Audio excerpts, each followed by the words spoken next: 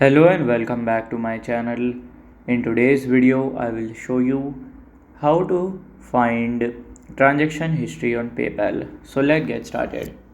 So to do that, you have to follow this easy step. Then here you have to go to the PayPal. Then you have to go to the manage here. When your manage will be loaded, then you have to go to the activity, and when you will just go into your activity, then you can see your transaction history, and then it will be like shown.